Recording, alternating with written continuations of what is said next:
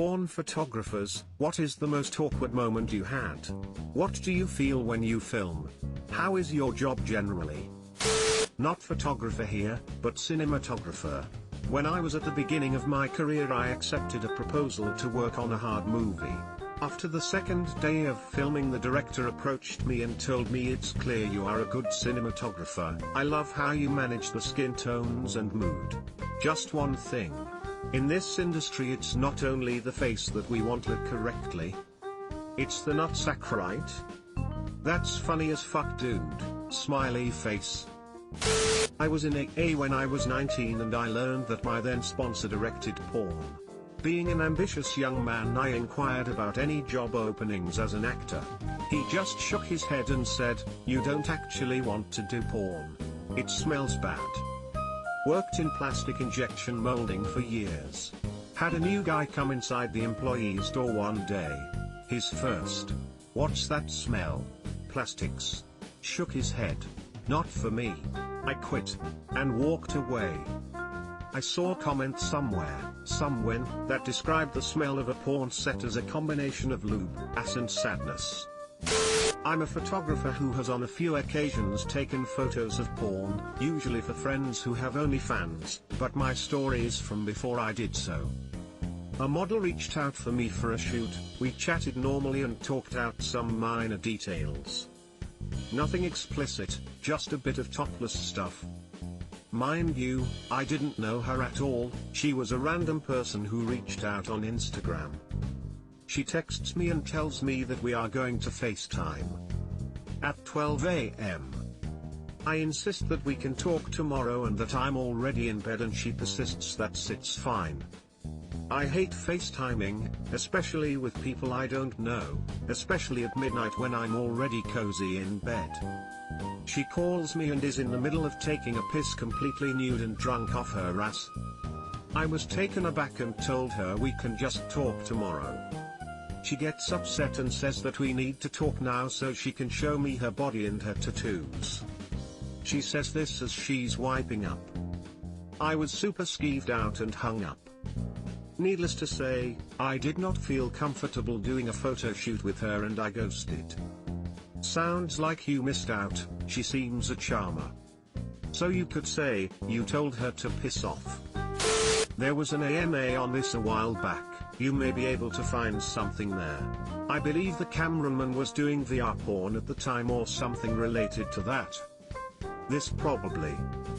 I had to shoot the ugliest couple I have ever seen. Woman looked like a 6-foot ogre and man looked like a tiny Harry Potter with a soul patch. They had zero chemistry and she kept looking at his junk and trying to make this sultry face, but it looked like she was confused and disgusted by it. They also insisted on shooting in the hot tub, but she was the exact same color as the stucco behind it. That last line has me cracking up. Backlight. We need some backlighting in here. Actually, let's just turn all the lights off. It's okay, it's artistic. This really reminds me of Dennis and Dee's Mom is Dead when Bruce Mathis almost made Frank and Dee do the deed. I used to shoot fetish and BDSM porn in college and for a few years after I graduated college. 2010-16ish. I have a degree in photography and was in Boy Scout and I'm very good at knots, so a friend got me into it by helping tie up men and women and photographing them for her fetish site. This led to me doing tons of more work. The worst is feeder porn work. These poor women would just eat and eat on camera and then vomit and gag all over themselves. It was pretty rough stuff to photograph and film. Also, it would make me kind of sad because these women would gain large amounts of weight quickly between each time you'd work with them and it just didn't seem healthy. As has been said already, the worst part is the smells. Group sex scenes, and the feeder scenes, the smells were enough to make you gag sometimes. Also, if you want to make decent money you have to do both gay and straight scenes, which as a straight male at first is really odd, but you get used to it shockingly quick. The worst part is you become kinda numb to it all when you are behind the camera. Like you will meet your model and she will be very attractive, but as soon as you're behind the camera it becomes very much so a job and you become focused on getting a good shot and the lighting correct. The awkwardness of them being naked and masturbating or having sex in front of you disappears so quick. You sort of become numb to it all, to the point in your personal life nudity and sex doesn't affect you the same. One of the most awkward things was when models would show up with their boyfriends who would just be like really weird and awkward in the set background. Like it would almost always be buff military or former military dudes or wannabe MMA fighter types, and they'd stand cross-armed off to the side and being very encouraging to their girlfriends/boyfriends while watching them get fucked. I personally just always found that odd. I understand they came, I guess, to make them feel safe, but some of the weird things they'd say would always make you scratch your head.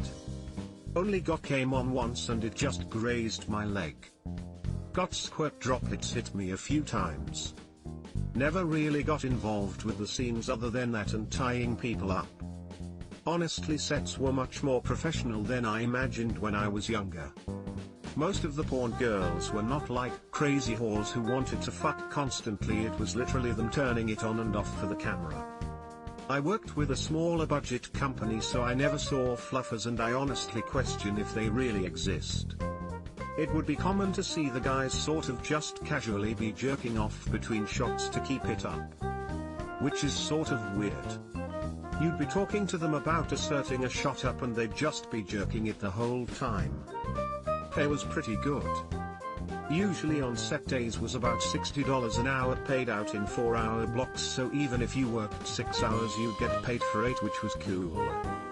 You're an independent contractor/freelance even if you tend to just work for one company. I'm mostly out of that world now, with the occasional shooting for some girls who I've stayed in contact with to shoot for their OnlyFans pages. The phenomena you describe reminds me of technical directing a multi-camera interview. At the end, someone could ask what was discussed and I'd have no idea, because I was so focused on working the switcher and calling out direction to camera operators. I'm now wondering if there's a high correlation between being a former Boy Scout and getting into BDSM. I was the model for an ACT outdoor shoot and was posing on a pretty big boulder. Felt a tickling on my ass, looking there, and there was this lizard just chilling on my butt. Was so surprised I almost jumped off the rock. The photographer was very amused. I also learned that rock climbing naked is a lot of fun. That's not my boulder. Why is it software's my boulder? Confused. Lizard noises. That lizard probably, but seriously, I'm glad you had fun and got the shots you needed to. I also want to try naked rock climbing now. Did you at least get a picture of the lizard on your ass? Worked on a set as security and observed that basically time is money. They want to get specific things on film and, at this time, photographed. That tension if things are not going smoothly or perfectly is not attractive. Production staff are simply trying to achieve all the goals and ensure they check everything off their list, and one inability to deliver causes them a lot of stress. Wait, I work as security. You saying the porn industry needs security guards? Amused. Genuine question though, how come? That's an angle I had not considered about the porn industry. I don't shoot porn or even erotic, but I am a photographer who shoots a lot of art nudes, and my models range from first-time models who only shoot fully clothed to people who shoot porn. Before every shoot I give the model a safety talk, in which I say that I won't touch them, that I'll show them every shot I take, and tell them that if anything is making them uncomfortable I want them to speak up. I once had a model interrupt that talk to say my job is mainly shooting bondage and fetish porn. There is nothing that you are going to say or do that will make me uncomfortable. That felt awkward to me. I thought about it for a second and told her that I did not care what she did at other times. I was going to treat her like I treated every other model, and then I went on with my model safety talk. I have to admit that I am always a bit nervous working with a model who is new to me. Her saying that actually made me relax a bit during the shoot. I'm glad you continued your safety talk. It's not just for the model, but also for yourself, so you know that they know how you work and you, yourself, can feel more safe with them. Good for you for sticking to your policy. Comfort and respect and professional behavior is a two-way street. You have standards and a method, they don't change just because of their stance. If you were a whitewater raft guide, and someone told you they were very experienced, you'd handle it the same way. Cool, we're still gonna go over the same safety protocol, no matter what. Subscribe for more hot Reddit takes in your inbox.